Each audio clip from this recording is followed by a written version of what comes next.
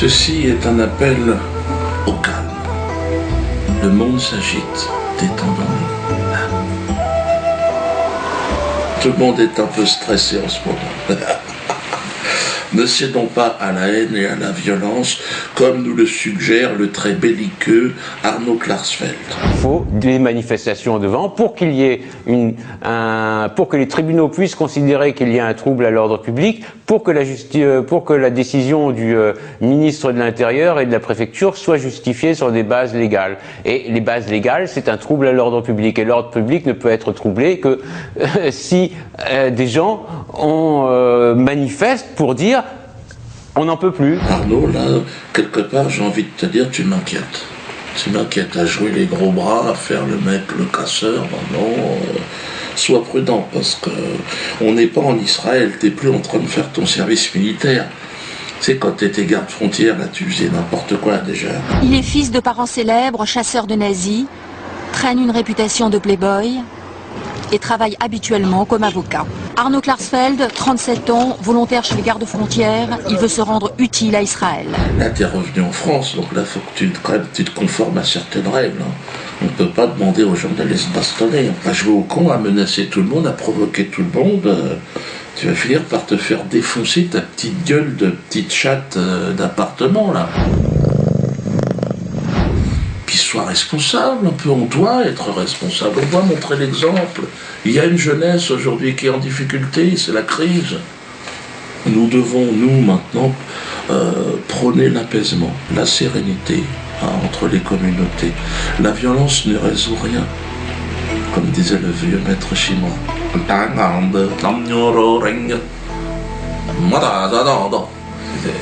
t'ai un petit peu développé. Si tu veux débattre avec moi, Nono, moi je veux bien, je suis ouvert en plus au débat. Pourquoi on parlerait pas?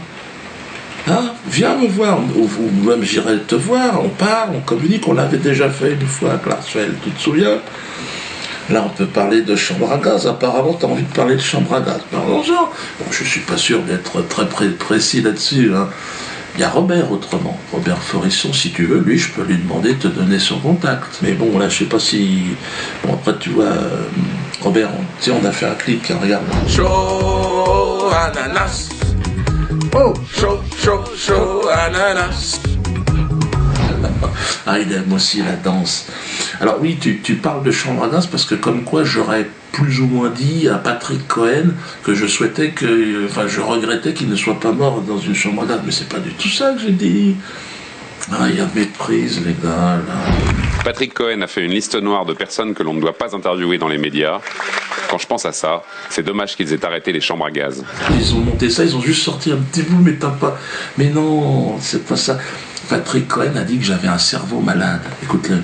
Est-ce que vous continuerez d'inviter Tariq Ramadan, Dieudonné, Alain Soral, Marc-Édouard Nab? On a une responsabilité quand on anime une émission de débat public, on a une responsabilité, par exemple, de ne pas propager les thèses complotistes, de ne pas donner la parole à des cerveaux malades, parce que dans les gens que j'ai cités, je pense qu'il y a des cerveaux malades. Tu comprends? Donc moi sur scène, je m'interroge, je dis, ben ouais, dis donc, comment ça j'ai un cerveau malade? Et le procureur, il poursuit pas là? Alors à moins que Patrick Cohen soit neurologue en fin d'après-midi, mais là on n'est pas au courant de ça, nous. J'ai un cerveau malade, je t'emmerde, attends. Alors j'ai dit, c'est là que j'ai dit, bon voyons, les chambres à gaz, dommage. Ah mais c'est normal, puisqu'il dit que j'ai un cerveau malade, réfléchis. Alors toi tu prends cette phrase sortie d'un contexte humoristique où les gens se pissent dessus, ils se marrent. Dis donc continue. Et puis toi tu dis, ah non regarde les chambres. Mais non, ça fait un bout de temps qu'ils en veulent à mon cerveau, tu sais.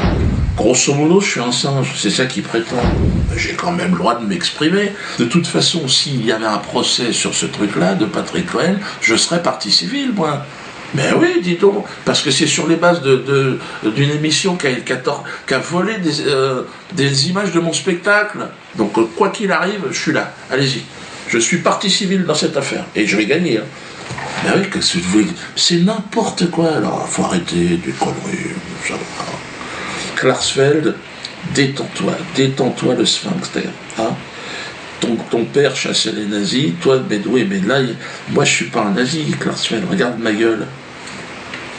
Je suis l'an 66. Donc j'étais pas né, moi, toi. Donc, et je t'ai dit, les chambradages, j'y connais rien. Si tu veux vraiment, je peux t'organiser un rencard avec Robert. Tu veux que je te remette la corridor? Non, bon, on ne remet pas. À cause de gens comme toi, Klarsfeld, à cause de gens comme Jakubowicz, des jeunes juifs se sont rendus coupables d'agressions en bande organisée. C'était à Lyon.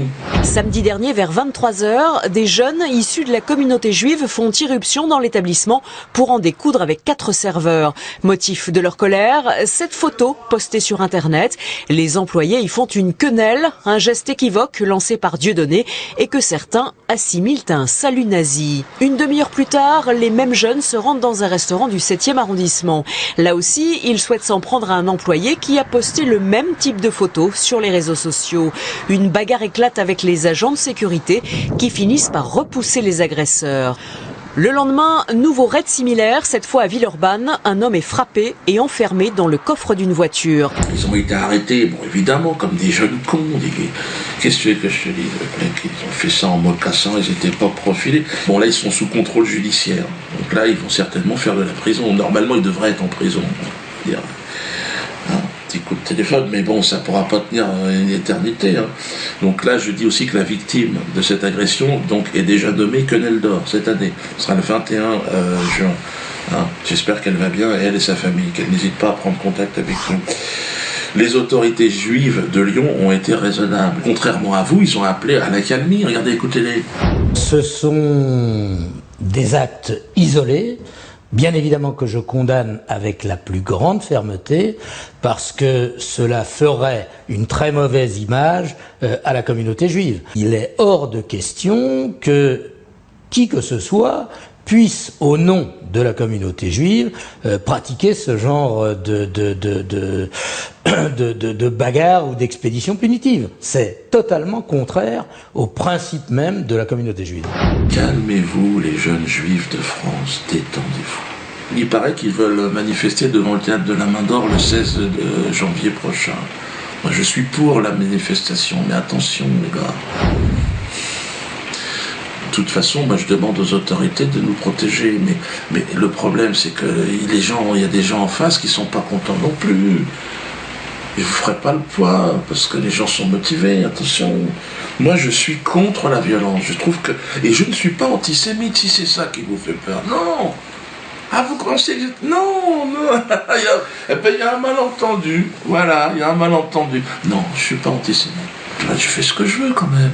Je vous le dis. Je n'ai pas le temps. Et puis, non, je n'ai pas cette idée-là. Je ne dis pas que je ne le serai jamais. Hein. Je me laisse cette possibilité. Mais pour l'instant, non. Je ne vois pas. Je n'ai pas de raison. Je n'ai pas à choisir entre les juifs et les nazis. Je suis neutre dans cette affaire. J'étais pas né en 1900, machin. Moi, je suis en 66, donc qu'est-ce qui s'est passé, moi? Qui a provoqué qui a volé qui? J'ai ma petite idée, mais enfin... Alors, calmons-nous, calmez-vous. Hein. En ce moment, tout le monde s'énerve. Évidemment, Manuel Valls met de l'huile sur le feu. Dans un communiqué, Manuel Valls dit étudier la possibilité d'empêcher ces réunions publiques, qui contribuent selon lui à chaque nouvelle représentation à accroître les risques de troubles à l'ordre public. Là, il s'agit de haine, d'antisémitisme. Et ce geste lui-même est un geste de haine, est un geste antisémite, et tous ceux qui le font doivent savoir aujourd'hui, ils ne peuvent pas dire qu'ils ne le savent pas. Moi, je sais faire la distinction entre le génie de l'humour qu'un des proches pouvait avoir et les petits entrepreneurs de la haine. Disons, je suis le seul qui arrive de lui faire rire. Je suis le seul qui arrive de lui faire rire. Vous avez quelques blancs, non, quelques blancs, quelques white, quelques blancos. Il a un projet pour moi, un projet, on va appeler ça de peine de mort sociale. Là, il s'est fixé un objectif, c'est m'interdire de travailler.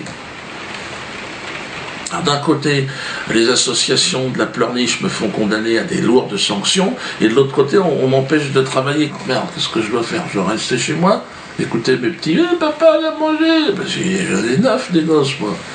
Ben oui, on fait comment? Oui, 9, parce que... ouais. Manu, arrête. Pars en vacances, t'as plus le niveau, là. Tu fais n'importe quoi. La seule façon d'interdire mes spectacles, il n'y en a qu'une, dans un état de droit, c'est de faire une loi. une loi, alors qui m'interdirait pas moi personnellement, c'est pas possible, mais une loi qui interdit le sarcasme, l'outrance, l'ironie sur des sujets comme les crimes contre l'humanité ou des choses comme ça. Enfin bon, on trouverait bien un petit truc. Il y a déjà la loi Guesso, faut essayer d'adapter ça, faut essayer de se bouger le cul, les gars, ça peut pas se faire comme ça, Manu. Là, tu fais n'importe quoi. Alors, je sais que tu veux être président, hein, et que tu veux plaire aux banquiers pour qu'ils te filent un peu de pognon et qu'ils te mettent la couronne sur la tête, mais essaye de faire ça proprement. Ce qui est étrange, évidemment, c'est que sur certains sujets, ça restera open bar. Et ça l'est. D'ailleurs, regardez sur la traite des Noirs, comment ça se passe. Alors, il y a le film, évidemment, Casse Départ, là. Oh non, mais c'est nègre! Ils ont des pieds à la place des mains! Et des mains à la place des pieds. Comme tous les singes, madame. C'est pas possible! Dans quel monde vivons-nous? Pire encore, François Hollande, premier président en exercice, à la ramener sur la traite des Noirs, putain. On lui avait rien demandé au mec. Puis il a levé la main, bon, j'ai une idée par rapport aux négros, tout ça, il n'y aura pas de réparation. Merde! L'histoire n'est pas monnayable. C'est en substance ce qu'a déclaré François Hollande à l'occasion de la journée de l'abolition de l'esclavage. Une réponse ferme adressée au Conseil représentatif des associations noires qui demande des compensations financières et qui vient d'attaquer en justice la Caisse des dépôts pour avoir profité de la traite négrière. Il faut surtout pas enlever le rire parce que c'est la soupape dans une société qui est en crise. Laissez les gens rire.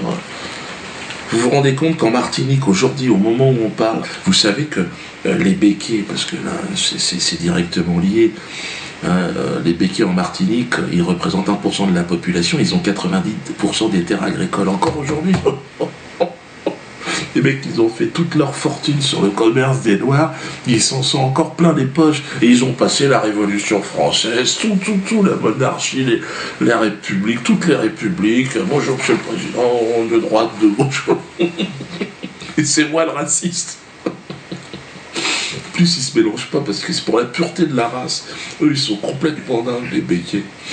C'est dans ce contexte, d'ailleurs, on parle des béquets et de la Martinique, que j'ai reçu avec la plus grande fierté, là je deviens un peu plus sérieux, le soutien de Nicolas Anelka, qui nous a gratifié d'une quenelle historique. Regardez. Nicolas Anelka a reproduit le geste si polémique. La Ligue contre le racisme et l'antisémitisme s'en est pris de son côté à la personne de Nicolas Anelka.